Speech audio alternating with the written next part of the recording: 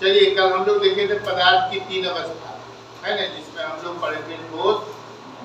ठोस क्यों होता है, फिर पढ़े थे द्रव क्यों होता है, और फिर पढ़े थे गैस, और ये जानने के प्रयास किए थे कि गैस क्यों होता है ना। तीनों की अवस्थाओं के बारे में हम कल अध्ययन किए थे। आज हम लोग को पढ़ना है पदार्थ का एक प्रॉपर्टी जिसको कहते हैं द्रवनांत।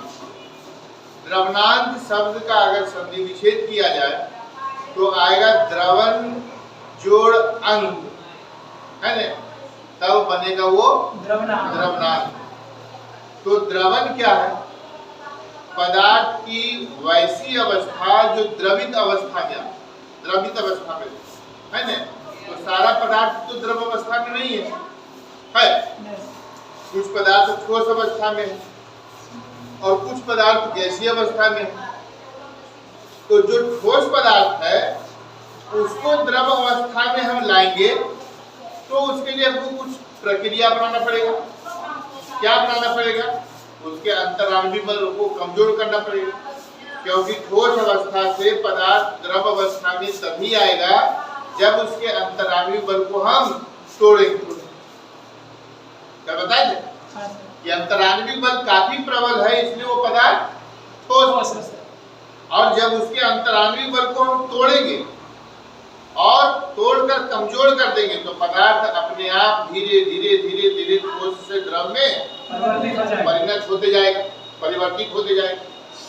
तो अंतराण्विक बल को तोड़ने के लिए हमको कोई प्रक्रिया अपनाना पड़ेगा, तब हमारा पदार्थ ठोस से द्रव में आएगा, है कि नहीं।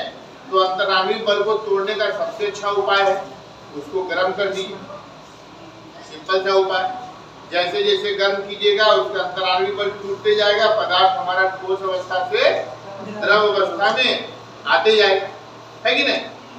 तो द्रवनांत कहते हैं कि अगर पदार्थ को उसके वायुमंडलीय ताप और दाब पर गर्म करें और गर्म करने के बाद वह द्रव अवस्था में परिणत हो जाए तो उसे हम उस पदार्थ का द्रवनांत कहते हैं ना।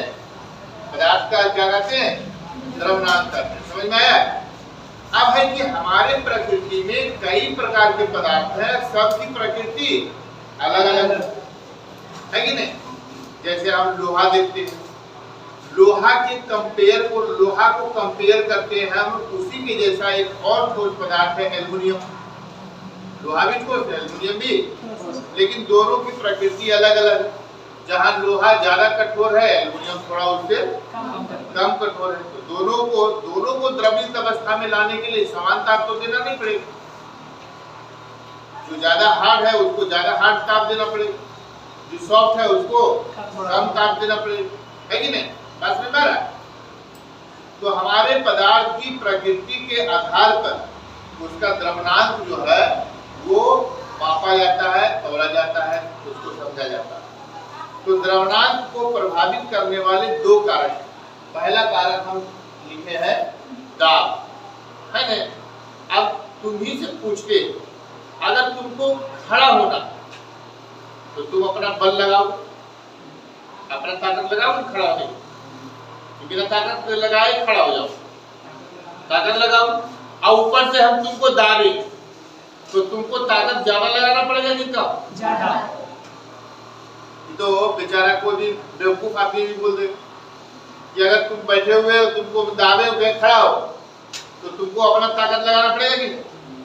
तो अगर किसी भी पदार्थ को हम दाब दें और उसको तोड़ने का प्रयास करें, है ना, उसको गर्म करने का प्रयास करें, तो जैसे जैसे दाब बढ़ेगा वैसे वैसे उसका द्रवनांत क्या होगा।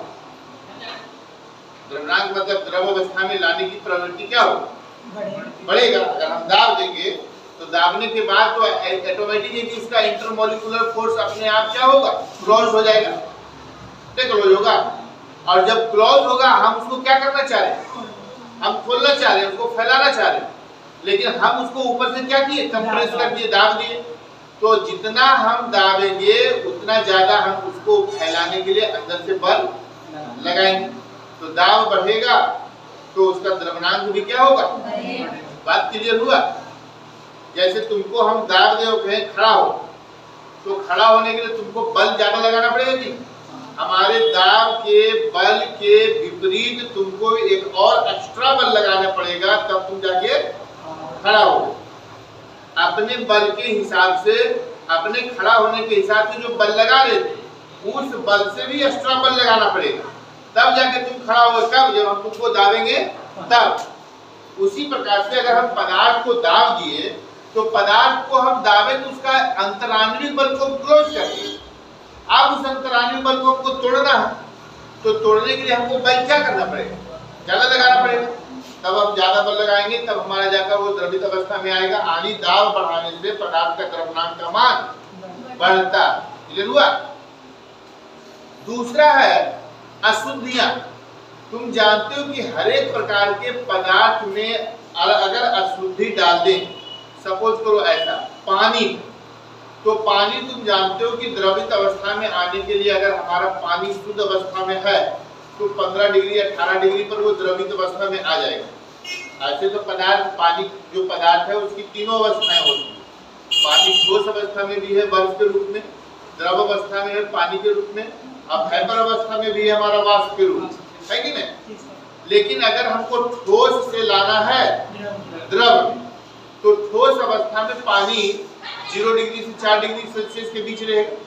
4 डिग्री से लेकर 10 डिग्री सेल्सियस के बीच भी अगर हमारा ठोस अवस्था में बर्फ बनने की स्थिति में है तो है।